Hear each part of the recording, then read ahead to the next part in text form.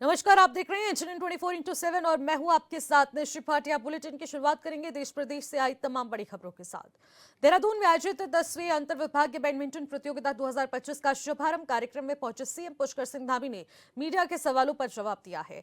CM Dhami ने कहा कि उत्तराखंड की पहचान अब देश भर में खेल भूमि के रूप में बन रही है। जन जन की सरकार जन जन के द्वार अभियान पर सीएम धामी ने कहा कि सरकार की कोशिश रही है कि हर न्याय पंचायत में सभी विभागों का एक स्थान पर शिविर का आयोजन किया जा रहा है, जिसमें क्षेत्र की सभी तरह की समस्याओं का हल किया जा रहा है, ताकि जनता की सरकारी कार्यालयों का चक्कर उन्हें नहीं काटना पड़े। रिवर्स पलायन पर सीएम धामी ने कहा कि बहुत सारे लोगों ने रिवर्स पलायन किया है, जिन्होंने अलग अलग योजनाओं के जरिए उन्हें लाभ पहुंचाने की कोशिश भी की जा रही है। उन्होंने कहा है कि बदलते वक्त में लोग काफी संख्या में लोग अपने अपने गांव वापस लौट रहे हैं। मुख्यमंत्री ने कहा कि आने वाले वक्त में प्रवासी पंचायत का आयोजन किया जाएगा, जिसमें लोग अपने घरों में बाहर निकलकर राज्य के विकास कार्यों में अपना योगदान देंगे। इसी के साथ उन्होंने ये भी कहा कि प्रधानमंत्री मोदी ने मन की बात में शीतकालीन चारधाम यात्रा और पर्यटन का जिक्र किया था, जिसे लेकर सरकार गंभीरता के साथ काम कर रही है। मीडिया के सवालों पर सीएम धामी ने फिर से इसी बात पर जोर दिया कि देवभूमि की डेमोग्राफी को लेकर किसी भी हाल में उसे बदलने नहीं दिया जाएगा। पहले जिन्होंने भी अतिक्रमण किया है वो खुद से ही हटा ले, नहीं तो जिला प्रशासन अपना काम करता रहेगा। पर्यटकों की संख्या में सीएम धामी की ओर से इस बात का जिक्र भी छेड़ा गया कि वर्ष में काफी पर्यटकों की आने की उम्मीद है, लिहाजा शीतलहर को देखते हुए सभी तरह की तैयारियों को लेकर दिशा निर्देश जारी कर दिए गए हैं, ताकि राज्य में रहने वाले और आने वाले पर्यटकों को किसी तरह की समस्याओं का सामना न करना पड़े। वन्यजीव संघर्ष पर सीएम धामी ने कहा कि सभी प्रभावित जिलों में विभागीय अधिकारियों को सख्त दिशा निर्देश दिए हैं। सभी प्रभावित क्षेत्रों में रेस्क्यू सेंटर बनाने पर किया जा रहा है। जन जन की सरकार जन जन के द्वार, ये हमारा एक ऐसा अभियान है जिसमें हमारे दूर दराज के लोगों को अपने कामों को लेकर जिला मुख्यालयों में आना पड़ता था, कार्यालयों में जाना पड़ता था, चक्कर लगाने पड़ते थे, अनेक संसाधन लगाकर समय भी उनका काफ़ी लगता था, काफ़ी परेशानियों का सामना करना पड़ता था। इसलिए हमने प्रत्येक न्याय पंचायत में सभी हमारे 28 प्रशासनिक विभाग एक स्थान पर जाकर ऐसे कैंपों का आयोजन करेंगे, जो लोगों की समस्याओं को वहीं पर सुनेंगे और वहीं पर उनका समाधान करेंगे, चाहे वो प्रमाण पत्र बनाने हैं, चाहे वो लाभार्थी योजनाएं हैं, या विकास से संबंधित कोई काम है, या अन्य जिस प्रकार के भी जो शासन प्रशासन में काम किए जाते हैं, वो काम उनके घर के पास ही जाकर सभी विभाग उसको पूरा करेंगे। रिवर्स पलायन को लेकर लगातार हमारा पलायन निवारण आयोग काम कर रहा है और उसमें हमने बहुत सारे लोग जो पिछले सालों में रिवर्स होकर आए हैं, अपना काम कर रहे हैं, वो आने वाले समय में हम सभी के लिए भी, राज्यवासियों के लिए भी और राज्य के अंदर जो लोग काम करना चाहते हैं उनके लिए सरकार ने भी कई योजनाएं बनाई हैं। मुख्यमंत्री स्वरोजगार योजना के माध्यम से आज अनेकों लोगों ने अपने रोजगार खड़े किए हैं। होम स्टे के माध्यम से हमारे हॉर्टिकल्चर, एग्रीकल्चर, इन क्षेत्रों में आज काफ़ी लोग आगे आकर अपने अपने पैतृक स्थानों से जुड़ रहे हैं, फिर से अपने गाँव की ओर लौट रहे हैं और आने वाले समय में ये और बढ़े, उसको लेकर हम प्रवासी पंचायत, इसका भी आयोजन प्रत्येक जनपद में करने वाले हैं, जिससे कि लोग अपने गाँव से, अपने घरों से, अपने पैतृक स्थानों से जुड़कर राज्य के विकास में योगदान दें। अच्छा है कि हमारे यहाँ पर टूरिज्म बहुत बड़ा है, पर्यटन के क्षेत्र में काफ़ी बड़ा है और साल भर पर्यटन अब यहाँ पर उसकी सुनिश्चितता बनी रहे, उसके लिए हमने शीतकालीन यात्रा प्रारंभ की है। आदरणीय प्रधानमंत्री जी ने अभी 30 नवंबर को मन की बात के अपने कार्यक्रम में भी हमारे राज्य की शीतकालीन यात्रा का विस्तार से सभी देश और दुनिया के सामने रखा है।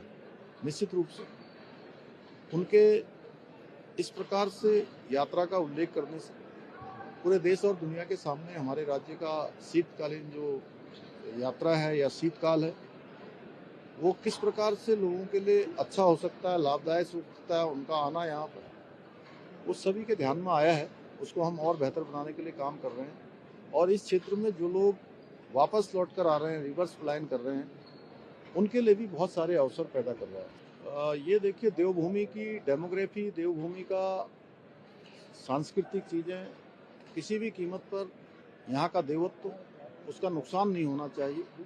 ये हमारा संकल्प है और पूरे देश दुनिया के लोगों का भी ऐसा विचार देवभूमि के बारे में है, ऐसा भाव है कि देवभूमि का देवत्व बना रहना चाहिए, यहाँ का मूल अस्तित्व समाप्त नहीं होना चाहिए।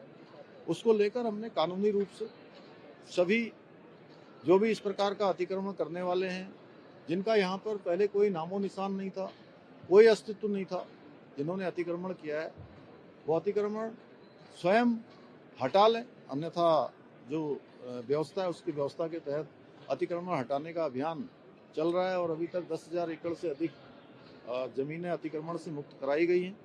आगे ये अभियान हमारा और तेजी से चलने वाला है। शीतलहर को लेकर, क्योंकि गरीब लोगों को जो कपड़े दिए जाने हैं, कंबल दिए जाने हैं या अलाव जलाए जाने हैं, उन सभी की व्यवस्था के लिए कहा है। जो हमारे रैन बसेरा इत्यादि हैं, उन स्थानों को ठीक प्रकार से हमारे नगर निगम के लोग, जिला प्रशासन के लोग ठीक प्रकार से देखेंगे और सड़कें जहाँ बर्फ जम जाती है उन स्थानों पर भी पीडब्ल्यूडी और अन्य विभाग जो हमारे बीआरओ है या अन्य इस क्षेत्र में काम करने वाले विभाग हैं, सभी विशेष रूप से देखेंगे कि आवागमन लोगों का आसानी से होता रहे, कोई दुर्घटना इत्यादि न हो। प्रदेश के समस्त जनपद जहाँ में मानव वन्य जीव संघर्ष में जो चिन्हित वन्य जीवों के रेस्क्यू और रिहेबिलिटेशन के लिए सेंटर वन विभाग के नियंत्रण में खोले जाएंगे। जैसे आप सबको पता होगा कि रामनगर में हमारा टाइगर और गुलदार के लिए रेस्क्यू सेंटर है, जहाँ पर लगभग आज 25 के आसपास टाइगर और गुलदार वहाँ पर रेस्क्यू किए गए हैं। इसी प्रकार से भालू के लिए भी और अन्य वन्य जीवों के लिए भी रेस्क्यू सेंटर बनाए जाएंगे और इसके लिए पर्वतीय क्षेत्र में न्यूनतम 10 नाली व मैदानी क्षेत्र में न्यूनतम 1 एकड़ भूमि आरक्षित की जाएगी, जिस पर तत्काल अभी कार्रवाई की जाएगी। और इसको नितांत, क्योंकि ये बहुत आज हमारे लिए बहुत नितांत जरूरी विषय राज्य के अंदर हो गया है। वास्तव में इसके कारण से काफ़ी चुनौती आम जनजीवन को उसका सामना करना पड़ रहा है। इसलिए इसको शीर्ष प्राथमिकता देते हुए 2 सप्ताह की अवधि में इन योजनाओं को पूरी तरह से क्रियान्वित करने के लिए रणनीति बनाई जाएगी और इसके लिए वन विभाग को जाल है, पिंजरा है और ट्रैंकुलाइजेशन है, गन आदि संसाधनों की उपलब्धता के लिए 5 करोड़ रुपए की धनराशि भी अतिरिक्त उसके लिए व्यवस्था की जाएगी। और इसके मानव वन्यजीव संघर्ष को प्रभावी तरीके से रोकने के लिए वन्यजीव अधिनियम के सुसंगत जो भी प्रावधान है हिंसक जीवों को निश्चित करने के लिए उनके अधिकारों को विकेंद्रीकरण करके वन विभाग के जो रेंजर स्तर के अधिकारी हैं, एसडीओ से भी नीचे रेंजर होते हैं, उन रेंजर स्तर के अधिकारियों को और प्रभावी रूप से उनको सशक्त बनाया जाएगा। और इसमें जो नियमों में कहीं पर अगर संशोधन की आवश्यकता होगी या कुछ नियमों को ठीक करना होगा तो उन नियमों को भी हम ठीक करेंगे। और केंद्र सरकार से भी मैंने कल माननीय भूपेंद्र यादव जी से, जो भारत सरकार के हमारे वन मंत्री हैं, उनसे भी मैंने बात की है, उनसे भी मैंने अनुरोध किया है और आगे भी हम जो है इस पर लगातार उनसे चर्चा करके यथार्थ समय पर जो भी देश काल परिस्थिति के अनुसार संशोधन है, संशोधन के लिए भी उनसे निवेदन करेंगे। हमने सभी अपने जो भी हम प्रशासनिक रूप से जो बड़ी बैठकें करते हैं, राज्य में समीक्षाएं करते हैं, मैंने मुख्य सचिव, प्रमुख सचिव, सभी लोगों से भी अपेक्षा करी है कि वो भी जहाँ पर जा रहे हैं वो भी इस प्रकार के निरीक्षण अवश्य करें। मैं तो करूँगा ही और अन्य विभागों को, सभी विभागों को जहाँ भी कमी है उनको हमें ठीक करना है। और जाने का यही हेतु है कि सभी व्यवस्थाएं, थाना, चूँकि मुख्यमंत्री के रूप में मैं सभी थानों में नहीं जा सकता, लेकिन सभी थाने किस प्रकार के हों ये हमारी अपेक्षा है और लोगों को सुविधा मिले, लोगों को यथा समय जो जरूरी सहायता है वो प्राप्त हो, उसके लिए जो जरूरी व्यवस्थाएं हैं वो हमारा पुलिस विभाग करेगा। देहरादून में उत्तराखंड सचिवालय बैडमिंटन क्लब की ओर से 10वीं अंतर विभागीय बैडमिंटन प्रतियोगिता 2025 का शुभारंभ कार्यक्रम आयोजित किया गया, जिसका शुभारंभ प्रदेश के मुखिया पुष्कर सिंह धामी ने किया। इस मौके पर सीएम धामी ने खुद बैडमिंटन खेलकर सभी टीमों का मनोबल बढ़ाया। वहीं कार्यक्रम में सीएम धामी ने कहा कि उत्तराखंड सरकार लगातार खेल को बढ़ावा दे रही है और हमारी देवभूमि खेल भूमि के रूप में आगे बढ़ रही है।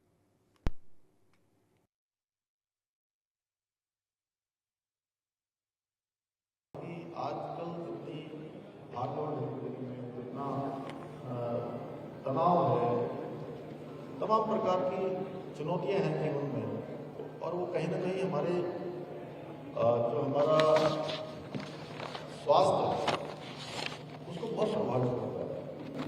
ऐसे समय में अगर आधा घंटा 1 घंटा जितना भी समय है, अगर इस प्रकार की खेल की गतिविधि में हम भाग लेते हैं, किसी भी प्रकार से अपने शरीर को फिट करते हैं, मेंटल फिट करते हैं, तो हमारी जो क्षमता है वो उसको बहुत बढ़ाता है।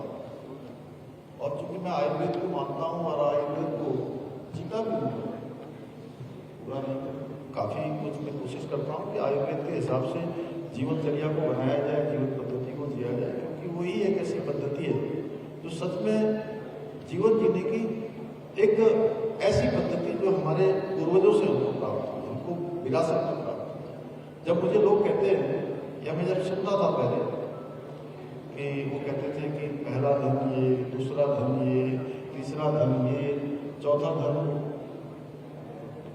घर में अच्छे बच्चे हो जाए वो भी एक धन है, तो मैं सबसे पहले कहता हूँ सबसे बड़ी जो माया है, सबसे जो बड़ी कृपा है, वो क्या है, निरोगी काया है।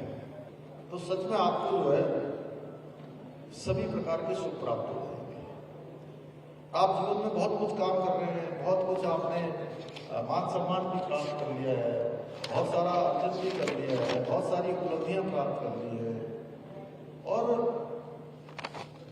जो भी आप प्राप्त कर रहे हैं अगर उसमें निरोगी काया नहीं है, आपका स्वास्थ्य अच्छा नहीं है, तो उसमें कहीं ना कहीं सब कुछ होते हुए भी आप जो असली सुख है, आनंद, उस आनंद से कहीं ना कहीं दूर रहते हैं, उसमें कहीं ना कहीं न्यूनता रहती है, कमी रहती है। इसलिए इस प्रकार का आयोजन बहुत शानदार है, और हम राज्य के अंदर लगातार प्रयास कर रहे हैं कि जैसे आज हमारा राज्य हर क्षेत्र में, आज भारतवर्ष के अंदर, हमारे पूरे देश के अंदर एक उदाहरण अनेक क्षेत्रों में प्रस्तुत कर रहा है। और आपने देखा होगा एक परिवर्तन जो हुआ है, परिवर्तन यह है कि पिछले सालों में हम देश के उन राज्यों की श्रेणी में आ गए हैं कि अब हमको भी जो है अग्रणी पंक्ति के राज्यों की सूची में हमारा नाम भी आता है। बहुत सारे हमने ऐसे नियम बनाए, बहुत सारे ऐसे उदाहरण प्रस्तुत किए, बहुत सारे नवाचार किए, उसके कारण से हमारा राज्य आज देश के अग्रणी राज्यों की श्रेणी में आ गया है। वहीं खेल के क्षेत्र में भी अभी हमने राष्ट्रीय खेलों का आयोजन किया, इसी बहुत कठिन था, चुनौतीपूर्ण था कि हमारे राज्य में खेल की राष्ट्रीय खेलों का आयोजन हुआ, और जो आयोजक लोग थे उनको भी एक समय मुझे लगता है कि पूरा विश्वास ये नहीं था कि हम इन खेलों का इस प्रकार से आयोजन करवा पाएंगे। इसलिए तिथियों पर तिथियां बदलती जाने की लगातार वो आगे होता जा रहा था, लेकिन हमने तय किया, मैंने कहा कोई चुनौती है तो उसको स्वीकार करना चाहिए, उस चुनौती का सामना करना चाहिए, ये आगे पीछे करने से कुछ नहीं होगा। मैं स्वयं पीटी उषा जी के ऑफिस में गया और मैंने कहा कि आज मैं तब तक यहाँ से नहीं जाऊँगा जब तक हमको खेल की तिथियों का आप पता नहीं। सारे खेलों का आयोजन हुआ, और इन खेलों के आयोजन में एक सबसे बड़ी विशेषता क्या थी, हमारा जितना भी इंफ्रास्ट्रक्चर था वो कोई हैंगर में नहीं था, सारा का सारा परमानेंट स्थायी इंफ्रास्ट्रक्चर बना था। और इससे पहले जितने भी राष्ट्रीय खेल हुए, सभी राष्ट्रीय खेलों में कोई ना कोई प्रतियोगिता जिस प्रदेश में राष्ट्रीय खेलों का आयोजन हुआ उस प्रदेश से बाहर होती थी। कोई किसी के यहाँ साइकिलिंग नहीं होती थी, किसी के यहाँ स्विमिंग नहीं होती थी, किसी के यहाँ कोई अन्य नहीं होता था, किसी के यहाँ वेलोड्रम नहीं होते थे, अरे कोई ना कोई प्रतियोगिता ऐसी थी, कहीं कनाइंग नहीं होती थी, किकिंग नहीं होती थी, वो तो तमाम प्रकार के हमारे वाटर स्पोर्ट्स की गतिविधियां नहीं होती थी। लेकिन हमारे लिए जो एक सबसे अलग बात थी कि 1 से लेकर 100 तक जितने खेल थे, जितनी प्रतियोगिताएं थी, वो हमारे राज्य के अंदर ही आयोजित। और ये खेल हमारे लिए बड़े उपलब्धिपूर्ण रहे। उपलब्धिपूर्ण इस मायने में कि हमारा जो नंबर होता था राष्ट्रीय खेलों में वो 25 के आसपास आता था पूरे देश में। इसी के साथ मुख्यमंत्री पुष्कर सिंह धामी ने शनिवार को मुख्यमंत्री आवास में देहरादून के महापौर सौरभ थपलियाल से शिष्टाचार भेंट की और इस अवसर पर देहरादून नगर में समग्र विकास से जुड़े विभिन्न योजनाओं, स्वच्छता, यातायात व्यवस्था और जनहित से संबंधी महत्वपूर्ण विषयों पर विस्तार से चर्चा की।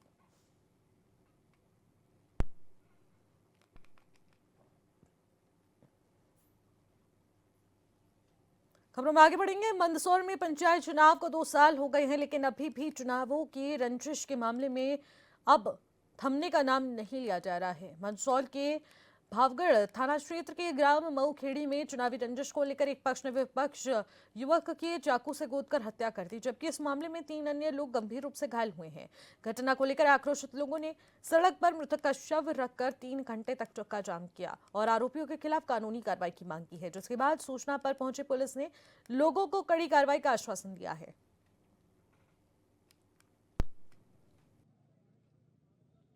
विराज सिंह सिसोदिया। क्या चाह रहे हैं आप, क्या हुआ था? इन्होंने वहाँ पे स्कूल के आगे फायरिंग करी, घर पे फायरिंग करी।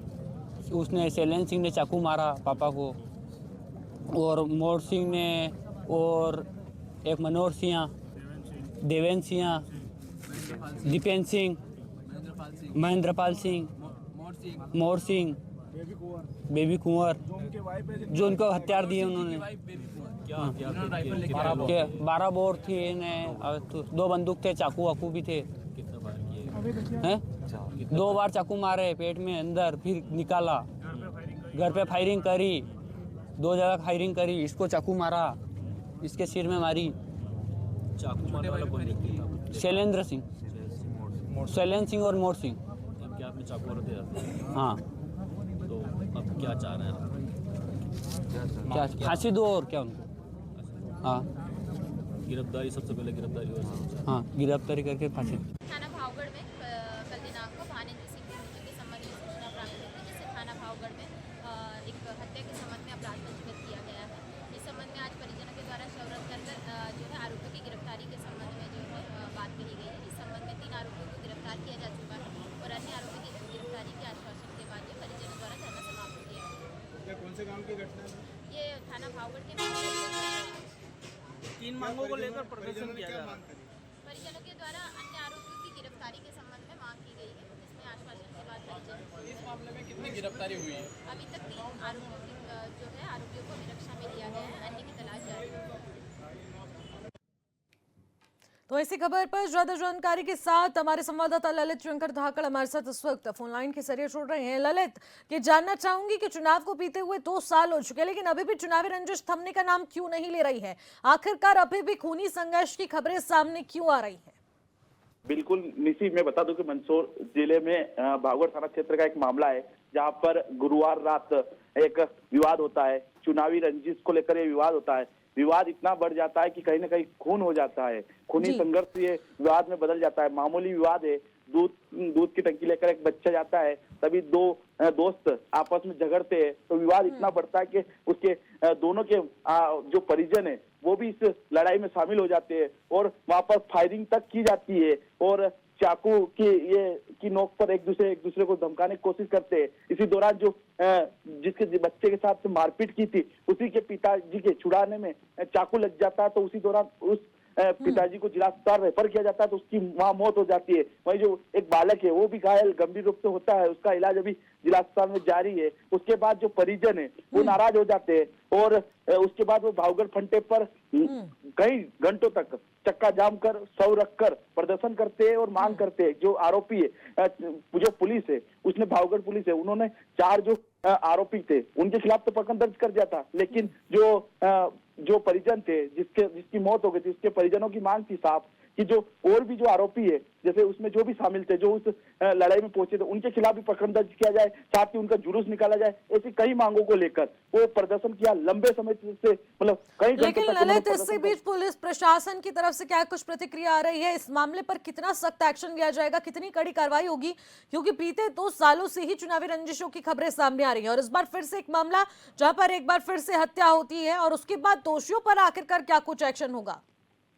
बिल्कुल नहीं, मैं बता दूं कि जो मंदसौर ग्रामीण क्षेत्र की एसडीओपी है कीर्ति बघेल, वो भी मौके पहुंची थी और उसने उन परिजनों को आश्वासन दिया था कि कठोर से कठोर उन लोगों के खिलाफ कार्रवाई की जाएगी और उस पर एक्शन भी लिया है, जिसमें लगभग 4 लोगों को गिरफ्तार भी जो पुलिस है उन्होंने किया था। हाँ। और अभी फिलहाल और भी जो इस पूरी घटनाक्रम में शामिल थे उनको भी गिरफ्तार करने की बात जो एसडीओपी कीर्ति बघेल है वो कर रही है और लगातार वो इस मामले को लेकर संज्ञान ली हुई है और लगातार जब ये चक्का जाम जब परिजनों ने किया था उस दौरान भी वहां पहुंची थी और उसने परिजनों को आश्वासन दिया था। उसके बाद ही ये पूरा घटनाक्रम शांत हुआ था। कहीं ना कहीं जो एसडीओपी है वो इस मामले को लेकर पूरी तरह से सतर्क थे और लगातार वो जो परिजन है उनको समझाने की कोशिश कर रही थी। तो कहीं ना कहीं जो एसडीओपी कीर्ति बघेल है उनके आश्वासन के बाद कहीं ना कहीं जो ये घटनाक्रम हुआ, जो चक्का जाम हुआ, वो खुला था। तो अब उम्मीद कर सकते हैं पुलिस जल्दी और भी आरोपी को गिरफ्तार कर लेगी। बिल्कुल, आखिरकार क्या कुछ उस मामले पर एक्शन लिया जाता है, कितनी सख्त कार्रवाई इस वक्त पुलिस करती नजर आएगी, जो कि एक बड़ा संदेश जाए